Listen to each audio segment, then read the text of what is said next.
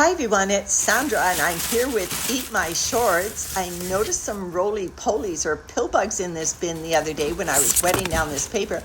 There they are. There they are. In fact, look at this. There are babies. So I thought I'd talk to you a little bit about roly-polies today while we go through Eat My Shorts. I fed this bin a lot of wood and other chunky bits. Now, this is the feeding zone, so I'm going to start at the other end. This bedding, I built it up deliberately to survive the summer conditions, and this is the end where I haven't been feeding. You can see the vermicompost is really building up here. When I see twiggy bits, I'm just going to keep throwing them in the other end, and I'll do a feeding over there where I assume most of the pill bugs are hiding. Now I'm going to be using both the terms roly-poly and pill bugs interchangeably. There's a cocoon, I'll put it in the feeding zone as well. So roly-poly, pill bugs, even woodlouse are terms for the same organism. Armadillium vulgare, I think, something like that. Now these are actually little crustaceans. They are not insects at all. They are more closely related to shrimp than they are other bugs. I did a video on them earlier called It's All About the Poop, and I'll put a link to that in the description. But today I'm going to talk more about how do we keep our little pill bug army happy and why we should do that. Just an empty avocado pit there. So if your bin has these chunky bits like Eat My Shorts here, you're going to need these little bin critters to help break down these tougher substances. It's a type of pre-processing, if you like. Through the munching action of these pill bugs, they increase the surface area of the chunky elements, which of course then exposes the surfaces so they can be worked on by the microbes of the bin and eventually the worms themselves. It would take a long time for some of these big woody elements to break down without the action of these pill bugs. So how do we keep our pill bug army happy? Well, first I looked at what are their moisture requirements. They prefer moisture of about 50 to 60%. There's just some worms taking on an avocado pit. So that is slightly drier than your typical worm bin, but within the range. They do not breathe through their skin like worms. They actually breathe through gill-like structures. And look at them living in harmony, side by side, going through that decaying organic matter with the worms. This is just incredible to see them working side by side. So just like worms, if your worm bin gets too dry, the pill bugs will get more sluggish, less active. And on the other end, if it gets too wet, they actually can drown. Of course, if they can escape, they will try to escape if the conditions are that unfavorable. So how about bin temperatures? Well, they actually are right in the zone then of these red wigglers. About 20 to 25 degrees Celsius is their preference, which is about 68 to 77 degrees Fahrenheit.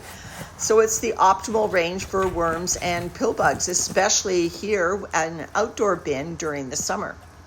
They can survive to just below freezing, about -2 degrees Celsius, about 28 degrees Fahrenheit. And the higher range up to about 36 degrees Celsius or about 97 degrees Fahrenheit.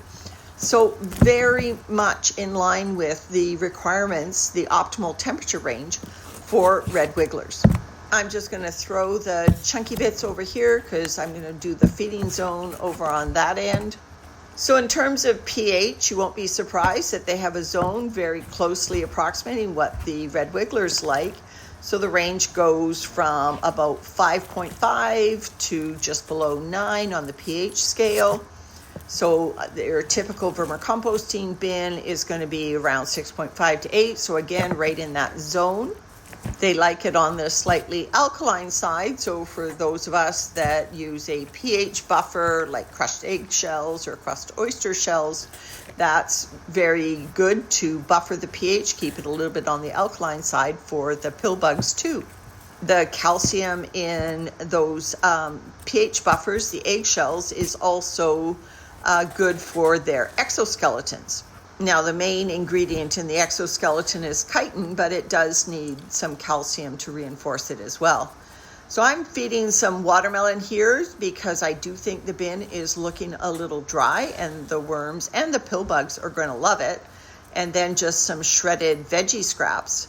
So let's talk about what the pill bugs like to eat. Not surprisingly, their food preferences also align perfectly with what we typically feed our bins. They like decaying plant matter. They love rotting leaves, vegetable scraps. They like both fungus and bacteria infested foods. This is just some cornmeal, and then here's some pulverized eggshell to pH buffer and some grit. So pill bugs are the real stars, tackling the cellulose-rich items in our bins, everything from this paper to cardboard, anything like wood, leaves, and needles. So we need to take care of our pill bugs. You know, they could live as long as 3 years. They don't reach maturity for a year, and then they actually have like a marsupial pouch that they carry their young around in. So, I mean, they're just fascinating critters living beneath our castings, our vermicompost here. I'm absolutely fascinated by them. So not only do they eat all the woody chunks in our bin, but they're also kind of a little marker for us. When our bins get too dry, you might see your pill bugs starting to increase, like Eat My Shorts here. So they don't like the 70% and higher moisture conditions. So that indicates to me Eat My Shorts is getting a little dry. If your pill bug population starts getting out of control, check your moisture and maybe up the moisture, and the pill bugs, just like worms, will self-regulate their population, and they will disappear when the bin conditions swing a little bit too moist for them. While they are there, they will not only munch through these woody bits, but because their poop will cause an explosion in microbes, the resulting vermicompost is going to be richer for them having lived in our bins. And of course, when they die, they deposit the chitin, which is an essential element needed for our worms. That's going to make our vermicompost more nutritious, eventually for our gardens, and we will get to the finish line even faster for having our critters in our bins.